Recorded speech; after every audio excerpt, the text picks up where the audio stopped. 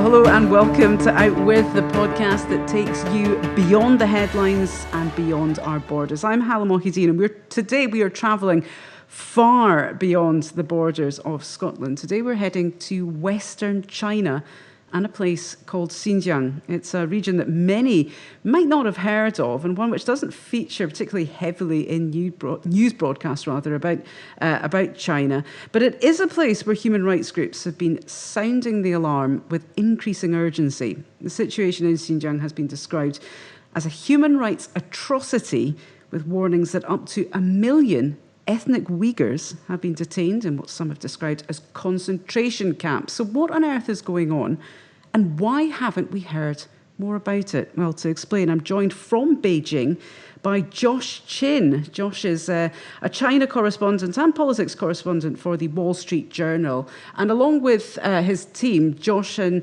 the Wall Street Journal team have been covering this story for well over a year. Josh, thanks for joining us on Outwith. It's my pleasure. First of all, let's put this into context. Where is Xinjiang and who are the Uighurs? Right. So Xinjiang is a sort of remote, mostly desert region in the sort of northwestern part of China. It's basically China's gateway to Central Asia. And it's kind of it's the place where, if you think of the Silk Road, this is the place you think of. It's kind of long expanses. This is where the sort of the camel trains were. It's a place that was dominated by nomads mostly and traders for most of its history. And the Uighurs are the largest ethnic minority group in Xinjiang. They're Turkic speaking, mostly Muslim. They've been in the region for several centuries, and they consider Xinjiang their homeland. And they're really culturally sort of closer to Central Asian groups like Kazakhs or Tajiks than they are to Han Chinese people. But Xinjiang is still China, is it not? It's still part of China. It's not a separate country. No. It's actually, it is what's referred to in China as an autonomous region, which is somewhat of a misnomer. It's what China. It's the name China uses for areas of the country that are dominated by or have a heavy influence of sort of ethnic minorities. So Tibet is also an autonomous region, Inner Mongolia as well. But practically speaking, the Chinese government exercises complete control in these areas. Okay, so what's going on there? What's going on in Xinjiang? Why are we starting to hear more about it? Right. So basically what's happening in Xinjiang is you have the Communist Party is essentially building a massive surveillance state, sort of sprawling surveillance state, the purpose of which is to track and then in a lot of cases detain Uighurs, particularly Uighurs who authorities see as sort of dangerous or insufficiently loyal to the Communist Party. And basically what's happening for a lot of those people, the people in that category, is they're being then rounded up and sent to these internment camps. Which sounds pretty crazy. Sorry.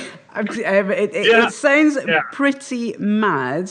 The whole idea, a surveillance state for starters. We'll go into that in a little bit more detail just to drill down to see what that means. Because when, I'm sitting here in Glasgow and you think of, human rights and China, you do think, the police are watching you everywhere and so on and so forth. But in Xinjiang, this is on a different scale. But the other thing which is sounding alarm bells really is when you hear about people being rounded up and placed into camps. That's quite alarming.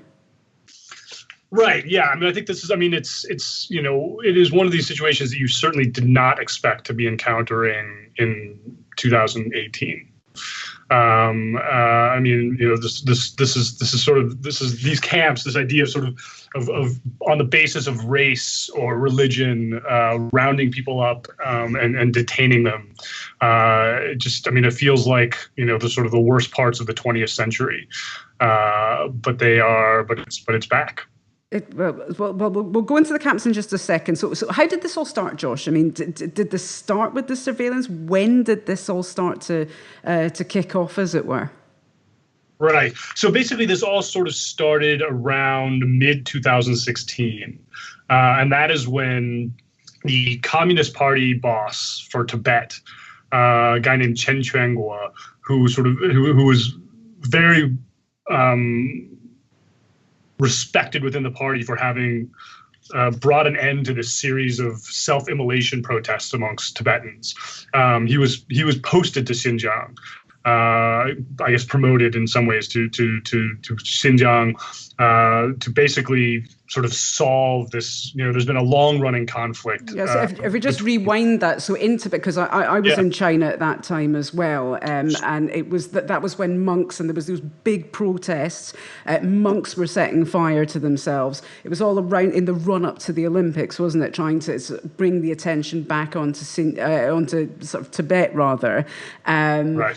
And monks were setting fire to themselves. And essentially, so this Communist Party official, he went in there and basically sorted it out, did he not? And on the sort of the strength of that, sort of the success of that campaign, he was then sort of moved over to Xinjiang to sort of solve the problems there, in inverted commas.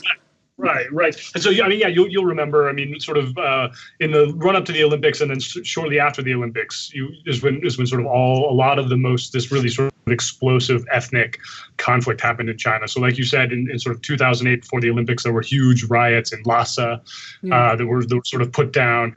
And then shortly after the Olympics in 2009, there were massive race riots, basically in Urumqi, the capital of Xinjiang, where hundreds of people were killed on both sides. Yeah. And so sort of from that time on, the Communist Party has been incredibly worried about managing sort of ethnic conflict in the peripheries, in these remote regions. And so, so Chen Quanguo was very successful in essentially tamping down any kind of rebellion within or protest within Tibet itself.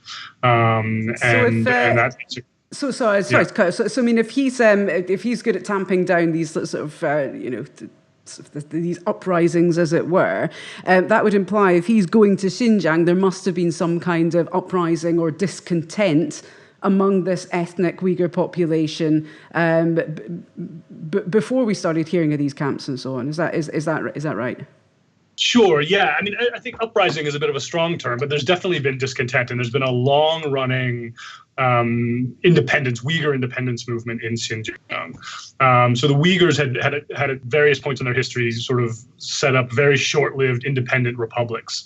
One of them was called the East Turkestan, and so there's a lot of Uyghurs, or a fair number of Uyghurs, who sort of dream of establishing an independent state of East Turkestan in Xinjiang.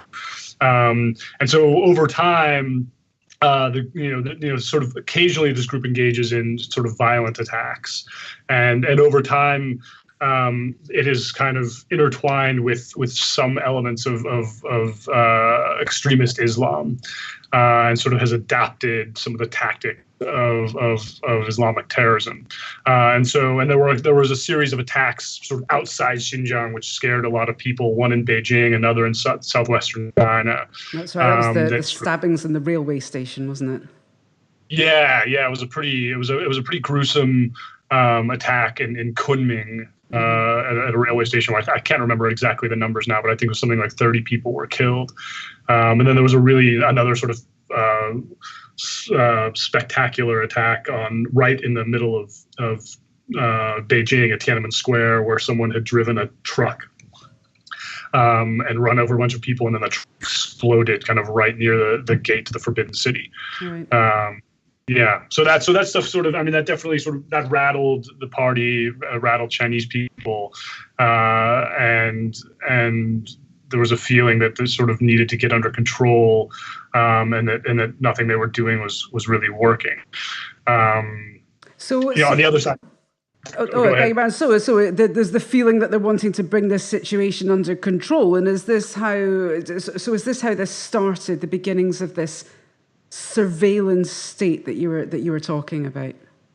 Right. I think the sense was that they had tried various things. They couldn't get Uyghurs to sort of accept the Communist Party, the Communist Party's authority, and they've been trying to sort of induce Uyghurs to assimilate into Chinese society more. They were trying to teach them Mandarin, trying to get them to marry Han Chinese people, and it wasn't. I guess the perception was that it wasn't working, and so they've now decided to go with a much more heavy-handed approach, a much more heavy-handed approach, where they've set up these sort of the system where everyone is kind of being watched all of the time, and then the people who sort of end up on the bad list, they're sort of collecting data, and they have algorithms that determine how safe any individual Uyghur is, and if they're considered, if they hit a certain threshold of unsafe, then they get sent to a camp.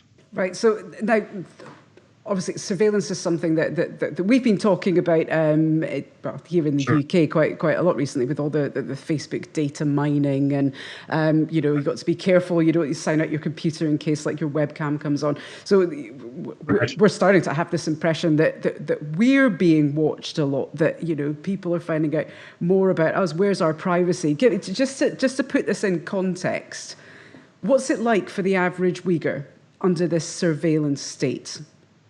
Right. So, this is, people talk, especially in London, for example, right? London has got one of the highest proportions of surveillance cameras to people. Cameras, yeah, that's right. Anywhere in the world, right? I think the difference in Xinjiang is it's a hard surveillance, right? It's in your face, and it's much more aggressive. And so, for example, just to sort of, if you go to Xinjiang, if you go to Urumqi, as soon as you come out of the airport, there are sort of cameras everywhere, and you have to pass through, security gates with, or sort of to go into the airport, in and out of the airport, you have to swipe your ID card, and then there's at the security gate, and then there's a camera that matches your face with your ID card, and these sorts of security gates are basically everywhere. So if you want to go into a market, into a bank, or into a hotel, into your own apartment complex, sometimes you have to swipe your card and scan your face. And it's in public transportation, sort of get on a bus, on a train. And there are also sort of police who are walking around with ID scanners, handheld scanners, so they can check your ID and immediately sort of check your record, and if you're a safe person or an unsafe person. There are also police who walk around with smartphone scanners. And they can randomly sort of select people to hand over their phones, and they plug them into these systems that scan your phone for forbidden content. Which is crazy. I'm trying. The guys just sitting in the kitchen with me, there's jaws hanging open. I think we're just wondering, what would I do if someone asked me to hand over my phone? The phone would probably end up somewhere unpleasant. But it's difficult. It's difficult to kind of visualize that. If when you're looking at this from outside, it's difficult to sort of appreciate what that's like. And I guess, I've never been to Xinjiang. I have been to China, and you get used to the little things, like you register at a police station when you come in. That's just part of your visa conditions whenever you come in the country. You do kind of get used to the internet is much slower, because it's constantly being, pages are constantly being scanned for, sort of words that are going to sort of trigger, a block on a page or something. But it's an extra level, isn't it? It's an extra level in Xinjiang, the fact that people are scanning your phones to see what your messages are. I've read that some Uyghurs have to download apps that scan automatically the content of your phone. It is just difficult to envisage that. It just sounds, how part of me wants to say, well, how do they allow this to happen? Right, right. I mean, I agree. It's actually in some ways it's really hard to describe to what it's. I'm obviously not Uyghur, but just sort of be in that environment is really just unbelievably stifling. And there's just sort of this sense of anxiety you get just kind of walking around, just all the time. There's this feeling that somehow someone is going to perceive you as doing something wrong, or see you doing something and pull you aside and ask what you're doing, and then ask to scan your phone and whatnot. I mean, it's just a sort of constant anxiety, and we'll see. I mean, we'll see if how they whether they can maintain it. I mean, it's sort of a new system. But it is, they have total control, and there really isn't. They had quite a bit of control before they instituted this system, so it really isn't much anyone there feels like they can do about it. Right. So we have this sort of nightmarish system. It sounds a little bit like Blade Runner or something. Like in the future, you have to scan your face to do your shopping and to go in and out of certain buildings. I'm guessing to access education and healthcare, everything is. We should only just think, God forbid something goes wrong, someone presses the wrong key on a keyboard somewhere, and you end up on the blacklist. So let's just say you're living with this situation. This is now the new normal for so many people in this part of China. What happens? What's going on with these camps? Because we've gone beyond. Okay, let's just say we accept this surveillance and we accept this as the price you pay to live in a secure place. The rounding up people and putting them in re-education camps sounds like that's on another level. That's a step too far. Tell us about these camps. What did you guys find out about them during your investigations? Right. So essentially, in some ways, if you think about it, these camps are kind of the natural extension of a surveillance system like this, right? Because if you're going to surveil people, and you're going to categorize them, and then you come up with this whole list of bad people, what do you then do with those people? So this is one answer. This is and basically what it is there are sort of a whole range of them. Some of them are, kind of just repurposed schools, vocational schools, or elementary schools, or whatever. And then they kind of go all the way up to, full-scale prison-like structures, with 20 feet high walls and sort of guard towers and barbed wire and armed guards and all that sort of thing. And there are estimates based on sort of government plans. There are estimates of there are probably around between 1,000 and 1,300 of these camps altogether. And then they obviously hold sort of different numbers of people depending on how big they are. And basically, the sort of people go in, not very many people come out. But the people who we have talked to, the few of them who have come out and have managed to get out of China, basically say that essentially it's, they are subjected to basically 24-hour, or, I guess they get to sleep a little bit, but nearly constant propaganda, Communist Party propaganda, and, sort of being made to chant slogans, Communist Party slogans, study, Communist Party ideology, and then also, hear criticism of religion, right? So they're learning essentially that Islam is bad as well. Basically, yeah, and so some of the people who say that some of the people who've been in these camps, who've come out and who we've talked to, they all sort of have very similar stories. Basically, what they describe as a sort of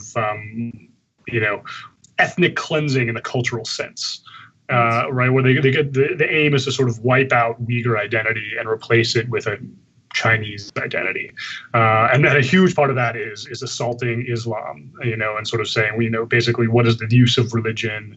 There is no God. The Communist Party sort of can give you what you need. You don't need to turn to religion.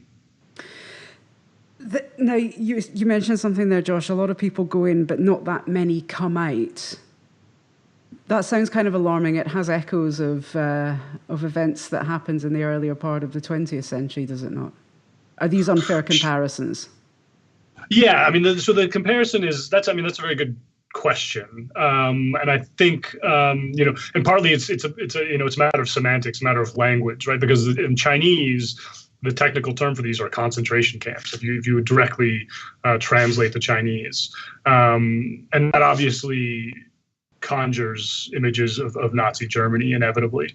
And there's a lot of debate about whether that's an apt comparison. I mean, certainly, there are concerns about what could happen in a situation like this, but the general feeling is that if you talk to researchers, others who've looked at this, and including there's one guy named Adrian Zenz, who's a German researcher who's one of the authorities on this. Mm-hmm. I mean, his point is basically his argument, which I think makes sense, is that the point of these camps is not to exterminate people, but to exterminate culture, right? So you kind of have to draw that distinction, right?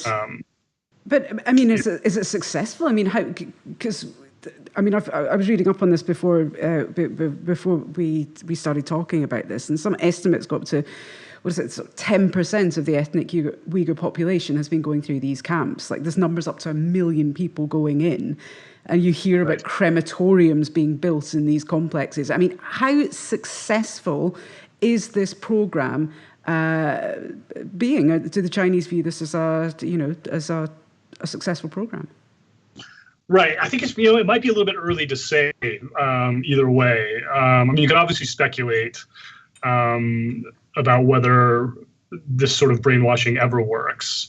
I mean, certainly, so amongst the people who have gotten out, there are some people have gotten out, and what you hear is, that they come out sort of broken, a lot of them, right? Mm-hmm. They're sort of traumatized, and they won't talk, right? So, if the aim is to just sort of spiritually break people, then sure, maybe the early indications are that they're sort of being successful. But if the aim is to actually convert 1 million people into sort of happy, assimilated, basically culturally Chinese people, I think that there's a lot of skepticism that that's actually possible. Josh, this sounds pretty horrifying. I'm not going to lie. What do the Chinese people? What do the Chinese state say about this? So the Chinese state, there was a interesting situation last month where this came up at the United Nations in Geneva, where China was sort of basically forced to account for this. I mean, there was a UN panel that heard a bunch of testimony from experts about the numbers of Uyghurs who were being put in these camps, and so Chinese officials were kind of called before the panel, and it was kind of the first time they'd ever said anything, and they basically admitted the existence of the camps, which was somewhat surprising, but they characterized them as vocational schools for minor criminals. Or criminals involved in minor offenses, I think was exactly what they said. And they basically said it was, people were sent to these camps to help them, to rehabilitate them.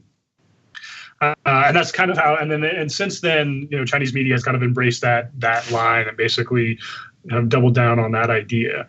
There are big questions about whether that's legal under Chinese law to send people, to incarcerate them even in a vocational school without any kind of due process. But that's their line.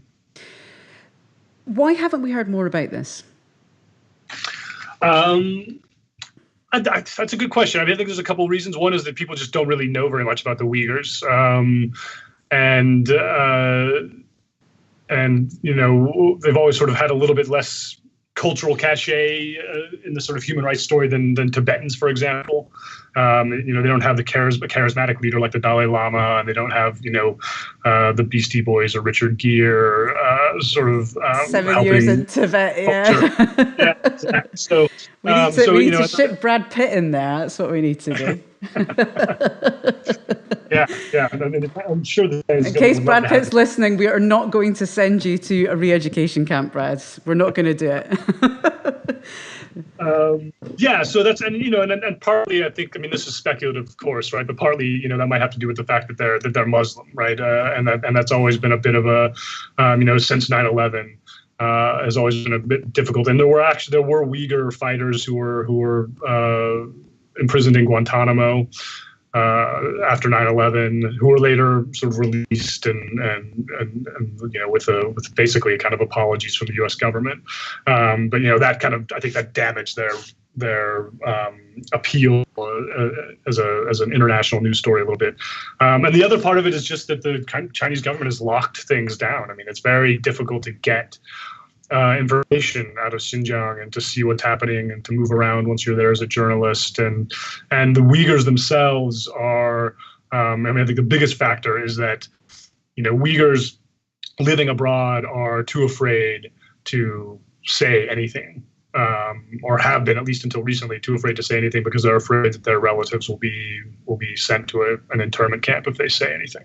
So if you speak out, you risk endangering your friends and family who are still in Xinjiang. Right. That's right. It's an explicit threat that a lot of Uyghurs living abroad say they've experienced. They've had people sort of contacting them through WeChat, this Chinese popular Chinese chat app, basically sort of saying, you should, trying to get them to come back to China. And then basically saying, if you don't come back, you have to keep quiet. Otherwise, we know where your family lives. We might send your son to an internment camp. In some cases, they've used that kind of pressure to try to get Uyghurs to spy on other Uyghurs. Gosh. And that sort of thing. Yeah. Crikey. Well, that has been illuminating, Josh. I guess this is just something that, we haven't heard a lot about it till now. We are starting to see more of your reporting and more of these stories coming out. I guess just, what are the things that we should be looking out for? Are more people starting to speak out? Yeah, well, that's one interesting thing that's happened recently is as basically this, the camp system, as the camp system has grown and the surveillance has gotten worse and there are more and more people being sent to the camps. I think there's a perception amongst Uyghurs that no matter what they do, their family members could end up in the camps, because one of the criteria to be put on this unsafe list is if you have relatives abroad. Yeah. So just by being abroad, their relatives are already on this list and a risk. So the sense is that they don't actually have maybe they don't have much to lose anymore. So you have many more Uyghurs speaking out. And you're starting to get a little bit more of a reaction in the international community. The UN, like I said, had this panel, and then after that panel, they issued a call for China to release the Uyghurs. Some members of Congress recently called on the Trump administration to sanction the Chinese officials who were involved in all of this, including Chen Quanguo, the party secretary who was in Tibet earlier. So we'll see what comes of that. I'm not, some people are skeptical that the Trump administration will do anything to help a Muslim population, but you never know. Well, Trump administration certainly has a lot on its plate just now, as I'm sure you do as well, Josh. I'm very aware we've been keeping you on the line for quite some time. So just before we go, is there anything that you would, for people who want to find out more about this, is there anywhere you think they should be going for information, things that they want to, things that you think people should know before we let you go? Oh, you mean besides the Wall Street Journal website? The Wall Street Journal website, for anyone who doesn't know, is WSJ.com. Right. It's easy to remember. There's actually besides obviously our website. The excellent reporting on the Wall Street Journal, yes. Thank you. There's actually a great summary of kind of all of this on a website called SUP China, SUP China.com, I believe. Yeah. They kind of pulled together a really comprehensive and nicely organized sort of one-stop shop for everything kind of Xinjiang and Uyghurs and surveillance. So that is, if you're interested in getting up to speed on that, that's the place to go. Absolutely, and I can also recommend, if with your permission, Josh, Josh has done 2 fantastic video pieces on this. One just exploring the Chinese surveillance state in detail, and I'll send this out on our Twitter, Josh. An excellent video where you can see people's IDs on a QR code being burned onto a knife, proving that that knife is belonging to a certain individual. It's a staggering video. I do recommend you guys watch that. And of course, Josh, you're on Twitter at Josh Chin. That's correct? Yep. That is correct. So we follow you for all things China. And of course, Josh's articles are in the Wall Street Journal. Thank you so much, Josh. It's been brilliant talking to you today. And thanks for letting us know a little bit more about what's happening in this corner of the world many of us weren't aware existed until now. Thank you, Josh. Well, thank you for the opportunity, Al. It's a pleasure. Okay. And remember, subscribe to the Outwith podcast. We are on Twitter as well. And if there's anything that you want us to explore in more detail, do get in touch. And we look forward to seeing you all again next week.